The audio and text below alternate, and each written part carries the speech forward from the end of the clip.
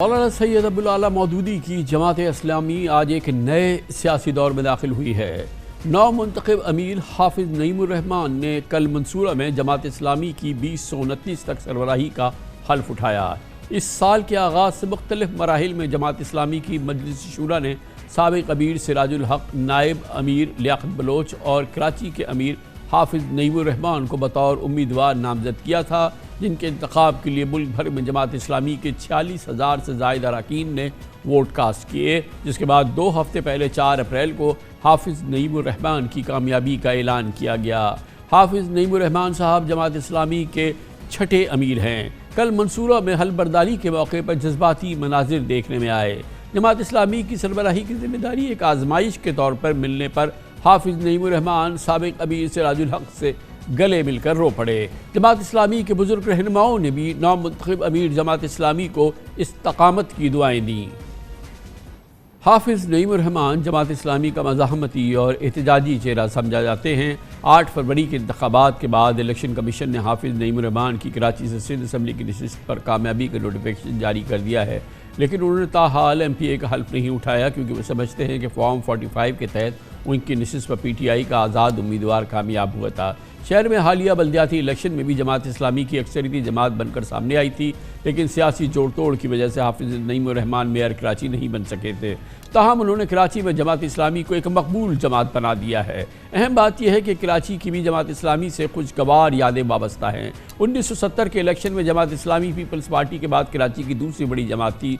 1977 के इलेक्शन में जमात इस्लामी ने कौमी असम्बली की 9 नशिस्तें जीती थी। जमात इस्लामी के पार्लियामेंटेरियन में प्रोफेसर गफूर अहमद, मौलाना जफर अहमद अंसारी, महमूद आजम फारूकी, मुजफ्फर हाशमी वफाकी काबीना में शामिल रहे। कराची की हालिया तारीख के कामयाब मेयर्स में 2 का ताल्लुक जमात इस्लामी से था, जिनमें जनाब अब्दुल सत्तार अफगानी और नेमतुल्लाह खान एडवोकेट को आज भी कराची वाले बहुत अच्छे अल्फाज में याद करते हैं। ये कहना गलत ना होगा कि जमात इस्लामी मुल्क में सबसे ज़्यादा मुनज़्ज़म, गैर मुरसी और पढ़े लिखे नौजवानों की एक ईमानदार जमात तस्वुर की जाती है, लेकिन 1970 से 2024 तक के होने वाले इंतखाबात के नताइज बताते हैं कि जमात इस्लामी इनफरादी सियासत के बजाय किसी इंतखाबी इत्तेहाद का हिस्सा बनी तो उसे शराकत इक़्तिदार मिले। जैसे 1970 में 9 सितारों के पाकिस्तान कौमी इत्तेहाद, 1988 में पाकिस्तान इस्लामिक फ्रंट, इस्लामी जमहूरी इत्तेहाद और 2002 में मुत्तहिदा मजलिस अमल के प्लेटफॉर्म से जमात इस्लामी को पार्लिमानी सियासत में हिस्सा लेने का मौका मिला। तन्हा जमात कुछ नहीं कर सकी। ताहम अब उम्मीद है कि हाफिज नईमुर रहमान मुल्क भर में जमात इस्लामी को एक नया जन्म देंगे और वो वलवला हमें नज़र आएगा जो कि उन्होंने कराची में जमात इस्लामी के हामियों में पैदा किया। इस मौजू पर बात करते हैं। जमात इस्लामी पाकिस्तान की सियासी उमूर के बहुत ही सीनियर, बहुत ही सीजन, बहुत ही मोतबर तज्ज़ियाकार एडिटर जनाब मोहतरम मुजीबुर रहमान शामी हमारे साथ मौजूद हैं। बहुत बहुत शुक्रिया शामी साहब। फरमाइएगा कि डेफिनेटली रोज़े अव्वल से आप जमात इस्लामी का जो सफ़र है सियासी, उस पर बड़ी आपकी गहरी निगाह है, बहुत ही वसी आपका तजुर्बा है और बड़ी हम जैसे लोगों को बड़ी एक अफसोस होता है कि बहरहाल एक जमात ऐसी है जो मुनज़्ज़म है, जो गैर मुरसी है, जो जमहूरी इक़्तिदार पे अमल करती है, जिसकी पहचान ईमानदारी है, डेफिनेटली है। और बेहतरीन जो उसके पार्लियामेंटेरियंस रहे हैं, चाहे वो कभी काबीना में शामिल हुए हो, चाहे वो कराची के मेयर बने हो, ये तमाम लोग बड़ी लाहौर में उनकी अपनी बड़ी एक पहचान रही है, लेकिन उसके बावजूद इसकी अवामी मकबूलियत जो है, जिसको कि अगर इलेक्शन की तर्जुमानी अगर वो करता है तो उसमें उसकी कामयाबी नहीं हो रही। आइंदा का सफ़र आप क्या देख रहे हैं जमात इस्लामी का? हाफिज नईमुर रहमान साहब नए अमीर जमात इस्लामी बन गए। कामरान खान साहब बहुत शुक्रिया। आपकी नज़र भी माशाल्लाह मुल्क की सियासत पर मुझसे ज़्यादा गहरी है। देखें, आपने जो कुछ फरमाया है बिल्कुल वो दुरुस्त है, उससे इख्तलाफ नहीं किया जा सकता, लेकिन जमात इस्लामी का एक चैलेंज ये है कि वो इंतखाबी क़ुव्वत कैसे बने। जमात इस्लामी ने खिदमत के मैयार में, खिदमत के मैदान में बड़े आला मैयारात कायम किए हैं।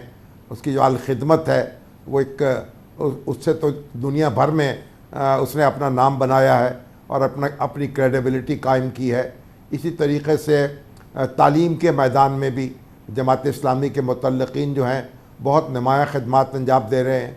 लेकिन असल बात यह है कि जमात इस्लामी को इंतखाबी क़ुव्वत कैसे बनाया जाए। तो वो जो हमारा पार्लिमानी निज़ाम है, जो हल्का जाती सियासत है, उसमें जमात इस्लामी जो है कोई कामयाबी काबिल ज़िक्र हासिल नहीं कर सकी। मुख्तलिफ़ तजर्बात किए गए हैं, इत्तेहाद बनाए गए, कभी मजहबी जमातों के साथ इत्तेहाद बनाया गया, कभी सियासी जमातों के साथ इत्तेहाद बनाया गया, कभी तने तना इंतखाब में हिस्सा लिया गया। लेकिन तजर्बे ने बताया है कि जब कोई अच्छी कोलिशन कायम हो गई, कोई अच्छा महाज कायम हो गया, तो जमात इस्लामी की कारकर्दगी बहुत बेहतर थी। और जैसे पाकिस्तान कौमी इत्तेहाद को देखें, फिर इस्लामी जमहूरी इत्तेहाद को देखें, फिर मुत्तहिदा मजलिस अमल को देखें, तो जमात इस्लामी की अमारत जो है, अमीर जो हैं, उनका इम्तिहान ये होता है कि वो कोई अच्छा इत्तेहाद कायम कर सकें। और जब ऐसा हुआ तो उसने कुछ कामयाबी हासिल कर ली, लेकिन जब ऐसा नहीं हो सका तो कोई उसके हाथ कुछ ज़्यादा नशिस्तें नहीं आ सकी। तो एक क्या वजह रही शाही साहब, इसकी वजह क्या रही इंतखाबी सियासत में 1970 और 1977 के बाद जो मकबूलियत थी उसकी तहलील होने की क्या वजह रही? क्या उसकी वजह ये रही कि जमात इस्लामी ने बावजूद जो है वो उस वक्त के डिक्टेटर्स का साथ दिया, या उसने अपनी जमहूरी पहचान को इस जो डिक्टेटरशिप के आइकॉन्स थे या अलामतें थी उनके साथ जोड़ के तहलील कर दिया? क्या वजह रही कि अवामी मकबूलियत जो हमने 70 में और 77 में कम अज़ कम जो मिनी पाकिस्तान, दरअसल मिनी पाकिस्तान कराची था और ऐसे दूसरे बड़े शहरों में, वो तहलील हो गई? देखिए, फील्ड मार्शल अयूब खां के ख़िलाफ़ तो जमात इस्लामी तहरीक चलाने वालों में और जद्दोजहद करने वालों में पेश थी, और लेकिन जनरल ज़ियाउल हक़ के दौर में उसकी सियासत का अंदाज़ बदल गया। और लेकिन उस दौर में भी जो गैर जमाती इंतखाबात हुए, उसमें जमात इस्लामी के यानी एक अच्छे खासी तादाद में लोग असम्बलियों में पहुंच गए थे। मेरा ख़्याल है कि एक वजह तो उसकी ये है कि जमात इस्लामी एक इस्तक़लाल के साथ एक पॉलिसी पर गामज़न नहीं रह सकी।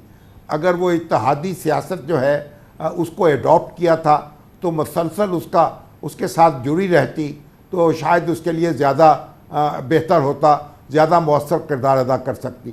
दूसरी बात यह है कि जो मुतनासिब नुमाइंदगी है, एक ज़माने में जमात इस्लामी का वोट बैंक कोई 9% के करीब था मुल्क भर में, तो उस वक्त मुतनासिब नुमाइंदगी का नारा लगाया गया, लेकिन वो भी पाकिस्तान का जो पार्लिमानी निज़ाम है उसको मुतनासिब नुमाइंदगी में नहीं ढाला जा सका। इस तरीके से आप देखें कि जो बल्दियाती अदारे हैं वो हमारे यहाँ कायम नहीं हो सके, और इस वजह से, और फिर जो जमात इस्लामी के जो मरकज़ थे वो कॉलेज और यूनिवर्सिटियाँ थीं, जदीद तालीम याफ्ता नौजवान थे। जब वहाँ यूनियन साजी पे पाबंदी लगी तो वहाँ भी जमात को जो कारकुनों की खेप मिलती थी उसमें रुकावट पड़ गई। तो मेरा ख्याल कि जमात अब हाफिज़ नईमुर रहमान साहब के सामने ये चैलेंज होगा कि वो जो पॉलिसी भी इख्तियार करें वो एक कुछ थोड़ा अरसा एक मुस्तकिल बुनियादों पर इख्तियार करें। ये नहीं कि एक दिन आप एक इलेक्शन एक तरीके से लड़ लें, दूसरा इलेक्शन दूसरे तरीके से लड़ लें, और जमात इस्लामी को कोई मौसर कोलिशन बनानी होगी। अभी भी जो इंतखाबात गुज़रे हैं उसमें वो PTI के साथ बातचीत तो उसकी होती रही, लेकिन कोई मौसर इत्तेहाद तश्कील नहीं हो सका। और कराची में भी उसने PTI से इत्तेहाद किया, लेकिन जो मसाइल थे अक्सरियत के बावजूद वो अपना मेयर जो है मुंतखब नहीं करा सकी, और पीपल्स पार्टी ने अक़लियत में होते हुए अपने लोग मुंतखब करा लिए। तो ये हमारा अलमिया है, हमारे निज़ाम का अलमिया है, जो हमारे मारूजी हालात हैं उनका अलमिया है। इसमें पाकिस्तानी अवाम का कितना कसूर है शामी साहब के? जब भी इंतखाबी उनके पास फ़ैसला आया तो उनकी तरजीह जो है वो एक ऐसी जमातें रहीं जिनकी शायद पहचान, ऐसी जमात भी रहीं जिनकी पहचान सरासर करप्शन रही हो, या ऐसी जमातें रहीं जो कि सरासर मूर्सी सियासत करती हों, या सरासर जो है वो इलेक्शन की सियासत करती हों। लेकिन उसके बरक्स जो मजहबी जमातें हैं या मजहबी सियासत है उसको उन्होंने रद्द किया। तो वो जो तरजीह है कि वो उन्होंने एक ईमानदार पहचान को और जमहूरी पहचान को और एक मुनज़्ज़म पहचान को तरजीह नहीं दी, बल्कि उन्होंने एक ऐसी पहचान को तरजीह दी जिसका जो किसी भी लिहाज से अखलाक़ी तौर पे या मॉरली या उस लिहाज से उसके नंबर्स नहीं थे। तो दरअसल आवाम को मसला मजहबी सियासत से है या ये कि कोई और वजह है? देखें, एक तो जमीयत उलमा इस्लाम जो है उसने KPK में और बलूचिस्तान में अच्छी खासी जो है अहमियत और हैसियत हासिल की है। मौलाना मुफ्ती महमूद वहाँ वज़ीर आला भी रहे, फिर उसके बाद दुरानी साहब वो भी वज़ीर आला रहे, और कायदे हिज़्ब इख्तिलाफ जो है मौलाना अब्दुल वासी रहे बलूचिस्तान की असम्बली में, और सैनेट में भी उनकी नुमाइंदगी हुई। तो क्योंकि जमीयत उलमा इस्लाम जो है उसकी जड़ें मदरसों में हैं, और जहाँ जहाँ मदरसों का असर रसूख है वहाँ लोग जमीयत उलमा इस्लाम को वोट देते हैं और उसको इस्लाम का नुमाइंदा समझते हैं। जमात इस्लामी मदरसों में अपना वजूद नहीं रखती, जमात इस्लामी जदीद तालीम याफ्ता लोगों में अपना वजूद रखती है, और अब वहाँ भी उसकी हैसियत कमज़ोर हुई है। बुनियादी बात यह है कि जब फैसला करने का वक्त आता है तो लोग जो मेन स्ट्रीम की पार्टीज़ होती हैं, जो दो बड़ी पार्टियों के दरमियान मुकाबला होता है, उसमें किसी एक के हक़ में अपना वज़न डाल देते हैं, और वो समझते हैं कि छोटी जमातें जो हैं जो तीसरी पोजीशन पे हों या चौथी पोजीशन पे हों, वो बड़ी तादाद में ख़ास तौर पर पंजाब में और सिंध में, सिंध के देही इलाक़ों में लोगों को अट्रैक्ट नहीं कर पाती। तो ये भी इसलिए अगर आप एक ऐसा इत्तेहाद कायम कर लें जो मेन स्ट्रीम का इत्तेहाद हो, तो फिर आप नताइज जो हैं वो ज़्यादा बेहतर तरीक़े से उन पर असरअंदाज हो सकते हैं। मेरा ख्याल एक बड़ी वजह ये भी है, और दूसरा ये है कि जो कैंडिडेट हैं, अगर कैंडिडेट मुंतखब कर लिए जाएं कोई 2 साल पहले 3 साल पहले, और वो अपने काम का आगाज़ कर दें और लोगों से उनका राब्ता हो, लोगों के मसाइल हल करने की वो तवज्जो दें, सिर्फ जलसे जुलूस ना निकालते रहें, मुजाहरे ना करते रहें, बल्कि लोगों के साथ जुड़ें और उनके मसलों हल करने की तरफ तवज्जो दें, तो उसका भी एक अच्छा नतीजा निकल सकता है। जैसे आपने देखा कि गवादर की जो तहरीक है, और वहाँ जो मौलाना क्या उसका नाम है, मुझे कुछ लुत्फुर रहमान साहब या क्या, उन्होंने वहाँ काफ़ी अच्छी कारकर्दगी दिखाई है। बड़ी नवाजिश, बहुत बहुत शुक्रिया मोहतरम मुजीब रहमान शामी हमारे साथ मौजूद